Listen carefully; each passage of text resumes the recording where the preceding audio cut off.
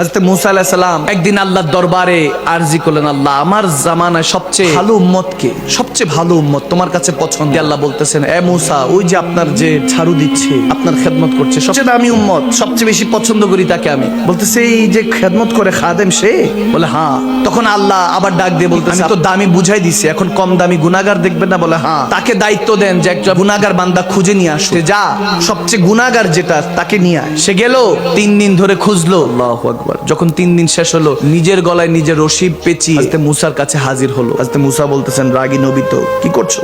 এটা কি? বলে হুজুর, গুনাহগার খোঁজা শুরু করলাম, অনেকের গুনাহ পেলাম, অনেক জিনাখোর পেলাম, কিন্তু শিওর না। তো আমার নিজের গুনাহগুলি তো আমি শিওর জানি, আর কেউ জানুক না জানুক আমার গুনাহগুলি তো আমি জানি। আমি তো সবচেয়ে বড় সিয়াকার, গুনাহগার, এজন্য নিজেকে নিজে পেঁচিয়ে নিয়ে এসেছি, আমি সবচেয়ে বড় গুনাহগার। রাব্বে কারীম ডাক দিয়ে বলতেছেন, মূসা বুঝতে পেরেছেন কেন আমি তাকে পছন্দ করি? কারণ দুনিয়াতে সে কারো দোষ খুঁজে না, নিজের দোষ খুঁজায় ব্যস্ত।